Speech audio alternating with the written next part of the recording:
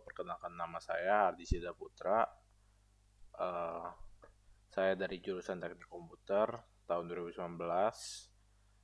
Kali ini saya ingin mengerjakan tugas dari Fourier Application, yaitu mengenai FFT.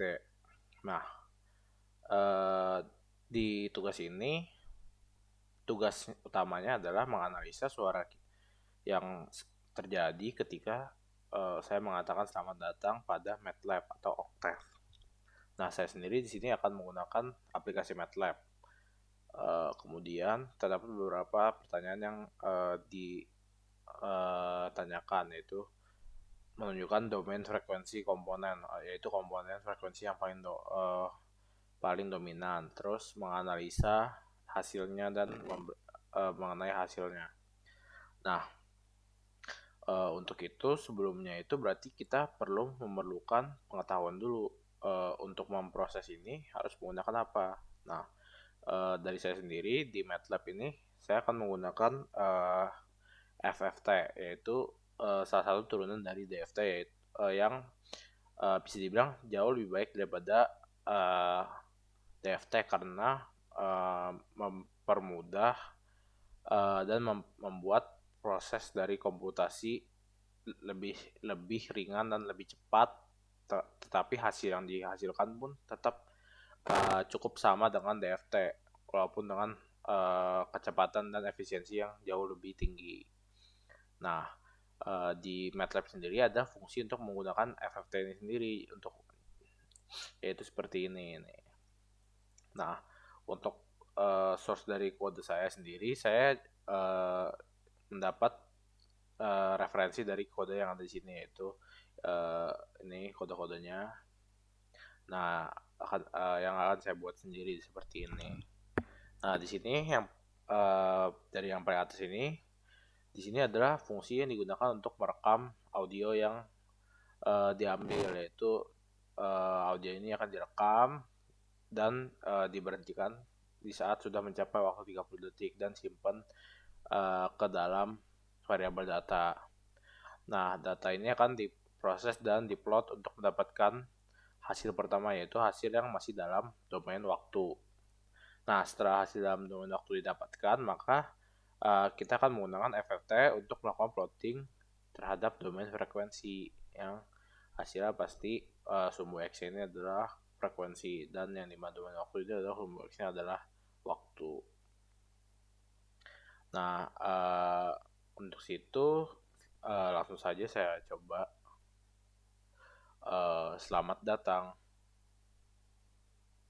Nah, ini sudah didapatkan dua hasil, yaitu pertama ini hasil dalam domain waktu. Nah, dari domain waktu ini kita bisa lihat bahwa hasilnya ini akan sesuai dengan waktu. Jadi kayak di saat 0 sampai setengah detik ini tidak ada suara sama sekali, dan di saat 2 sampai 3 detik tidak ada suara sama sekali. Dan ini selamat datang ini ada pada waktu 0,5 sampai 2 detik ini, yang dimana amplitudenya ini berbeda-beda dan untuk membentuk suara yang kita buat. Nah, di pertanyaan Dimas diminta untuk menunjukkan domain frekuensi yang paling dominan. Nah, di domain waktu kita tidak akan bisa mendapat domain frekuensi yang paling dominan karena kita tidak bisa melihat secara frekuensi. Jadi kita harus menggunakan FFT untuk melakukan plotting terhadap domain frekuensi, dan di sini baru kita bisa lihat mana domain yang mana frekuensi yang paling dominan. Dan di sini kalau untuk yang dominan dan yang paling dominan itu adalah ini, dimana dominannya ini adalah di frekuensi di saat frekuensinya itu 634 atau 635 bila dibulatkan. Nah, jadi bisa dilihat dominannya, mungkin ada yang lain juga 635. Di sini juga ada kayak 618, dan kurang lebih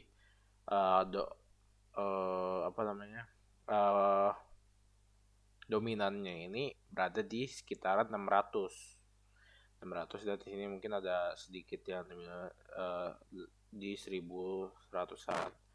Nah, tapi secara umum di 500 sampai 800 kira-kira di sini.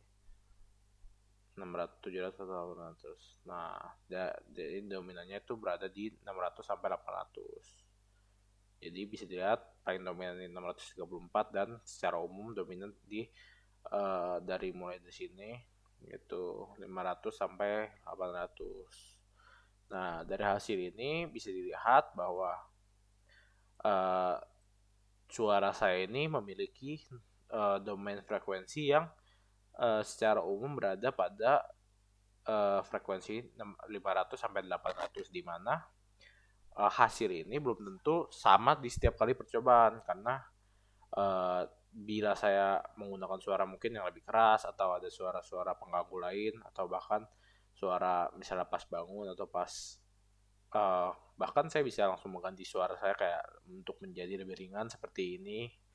Nah, jadi hasil ini tuh tidak selalu paten dan bisa berganti-ganti di setiap saat.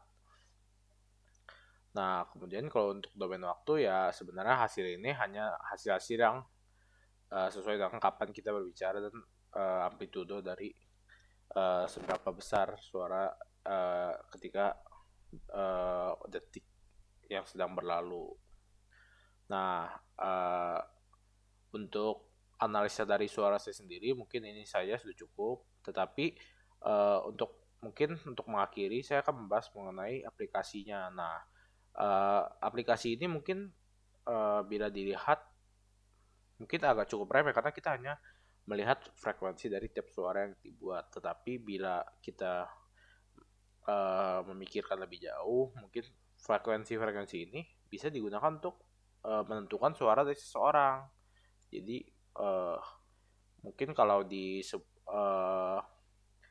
kamera, bila menggunakan kamera, kita bisa menentukan retina mata untuk membuka handphone.